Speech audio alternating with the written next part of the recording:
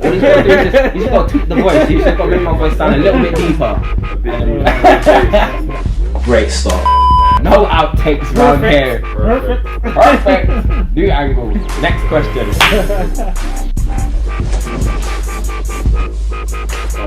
So today I'm joined with Sham and Marlon, both from Goalposts and Goalposts. You guys just want to introduce yourself and talk more about what you've been doing recently. Yeah, so my name's Marlon. I'd just like to quickly say that I'm thankful to actually be here talking to you guys. But of course, how everything came about into me actually knowing about what Shamik was doing was one time I actually messaged him just to tell him that could you train me? I'd like to get fit. And what he actually replied was that he was doing like something similar to what I wanted to get involved in. So I just went down, obviously I loved it from the first session on. And yeah, we just kept it going, more sessions. And yeah, we're here today. And Sham, yourself, do you want to talk about how Goalposts and Goalposts started and how your movement just contributes to the community and what it's all about, pretty much? Cool, man. So my name's Shamik, obviously. 25, born and bred in Hackney, ex-professional football player. And Goalposts and Goalposts basically started off, I'll be honest with you, just out of sheer frustration. So I was working for a big brand at the time in Clapham in 2012, and basically I was in charge of a football segment or a football project which they had going on, and it basically fell short of what it was meant to be. And they would always come to me and ask me, Sham, how can we increase the participation levels? How can we get people from the community engaged with what we're doing? And I presented them a whole lot of ideas, and not one of them was implemented or acted on. And I'm not saying like every idea I have is gold, but at least the light bulbs is on, and I'm thinking. So that was just like off the back of 2012, and I came away from that year just kind of in the wilderness. I didn't know what I was doing. So at the time I wasn't playing football, I was in limbo with my job. And at the time my mentor said to me, Shamik, I have this idea of you having like loads of soccer schools across London. And at the time I was just like, yeah, whatever. But as the months went by, it started to really resonate in my head. I was just like, you know what? I love football. I want to teach. I want to have an impact within my community. How can I start this up? So then, you start to think of the name. What would I call this? And I started to think about my time in school. And back in the day, we didn't have the luxuries of having, the 4G pitches, which you see in most schools now. We literally just had like concrete, and then we just had like nothing. So we would just put our coats and our bags down, and we just create our own goals. So hence the name Goalposts and Goalposts. It makes perfect sense. It makes perfect sense. So I started that, and then from there, I went into schools, and I started teaching poetry and life skills to kids who were on the verge of being kicked out of school. So like we'll do an hour in the classroom, and then we'll go on the pitch. And basically what I wanted to do was I wanted to transfer all the positive traits from football, i.e. problem solving, communication skills, and take that and implement that not only into their schoolwork but also their life outside of school. So that was like the first steps of Goalposts and Goalposts basically. Start with Marlon again. How did your passion for the game arise, and when were you introduced to the sport?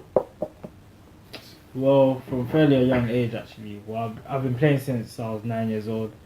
But how I actually got involved with actually playing the sport, participating in it, more or less every day of the week, was when my mum signed me up to a football club called Leighton. FC is local, not too far from here. So literally once I got, signed up, got registered, I just fell in love with it. Literally just putting on the daily routine of maybe just training, going to games. I just loved it, and ever since then I just kept playing, obviously till now, still playing. Still going strong. Yeah. And I'll ask yourself the same question, Sham. So I started playing football when I was about 4. My dad took me downstairs in this little estate because literally I'll just kick everything in my house, and my mum was just like, look, you need to take this boy downstairs now. So I started playing football when I was about 4, and I'll say about 14, that's when things became a lot more serious. So before then, like, you know, I just play for my school. Yeah. I'll just play like around the area with friends.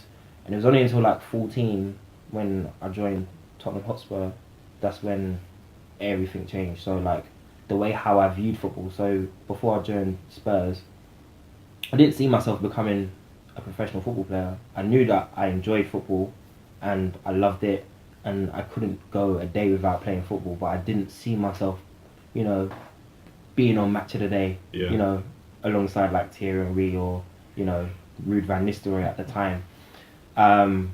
So I got signed to Spurs at 14, and I spent 4 amazing years there. So like the whole dynamics of, you know, my footballing world completely changed. So I went from, you know, just playing with my friends in the estate to, you know, standing next to Robbie Keane, Aaron Lennon, you know, all those kind of greats, which was, you know, you'd see those people on Match of the Day, and like now I'm just like, I'm walking past these guys and they're just like, hey mate, you're alright. I'm just like, me? Yeah. It was crazy.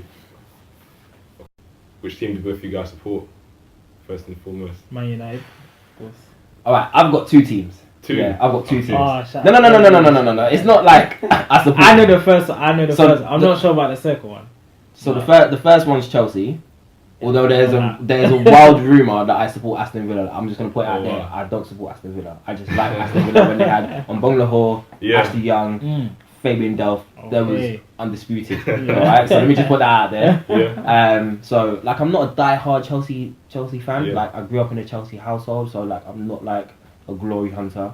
Mm. But like I'll say like my proper team that I support like week in week out would be Leyton Orient. So that's like my local club, Oh, wow. which is round the corner for me. Which wow. I would say That's like a good one. that's my team. Fair enough. How they've been doing? Yeah, not so Oh wow. Goal line technology or no? I think so. Because there's so many decisions that can happen, like in a game, that would completely just change things. You know, so that's a big one for me. I think it should be it should stay. At first I was against it, but now I'm definitely for it, especially after when England was in the World Cup and Frank Lampard's shot went Fair over the enough. line, and since then I've just been like, alright, Oh, fair yeah, enough, yeah, goal yeah. line technology. So Definitely. but at the same time I don't want football to be policed too much, so I don't want it to be Don't like you think I'm playing. it slows down the game a bit more, or because you're waiting for the ref to contact his assistant and Well, with so goal on lines, and so forth? it's instantaneous. Yeah. So Yeah. literally, like they get like this little thing and it just Yeah. vibrates. Okay. So it doesn't interrupt with the game. Yeah. Whereas like you know how you have tennis and Yeah. you call it out. You Oh, know yeah, you have yeah. that whole video Yeah, process yeah. and you're like, Just- well, come on, like what's Yeah. happening here? Fair So enough. at least it doesn't ruin the flow of play. In terms of training, I know like pre-season can be very demanding, especially for players who deem themselves unfit. Mhm. So what's the hardest? What has been the hardest drill for you in pre-season that you can remember? Of?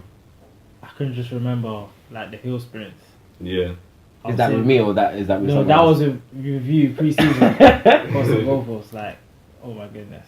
It was always it was timed as well, so you had to keep bettering your first run, and obviously that's when you get more fatigued, you're Yeah. more tired, so it's gonna push you. Yeah. Literally, as I'm going up the hill, I'm just thinking, I've got to keep going. Obviously, that's where the winners and Yeah. the losers. That's where you earn your bread there. So just pushing yourself, and that's the hardest. The hill Yeah. sprints. So out of all the pre-season you've had, like that drill specifically. Yeah, I would say Okay. yeah, that's the one. Okay. And Sham, a lot of coaches, they find it hard to complete their own drills. Do you think it's good for coaches to participate or show the players how it's done firsthand? Yeah, for me, definitely. Like as a coach, I'm very hands-on. Like Yeah. I always love to join in, even when I'm injured, and I shouldn't. But not only just to set an example, but Yeah. just for me, you know, just to understand the Mm. dynamics of what the players are feeling Yeah. at the same time. So like, there's a lot of coaches who are very standoffish and like they deliver their drills and you know they don't really, you know, they kind of disconnect themselves from what they're trying to deliver. So for me, as a coach and as a player, I really want to embed myself into what I'm trying to deliver. So if I can't do something, then I wouldn't want Yeah.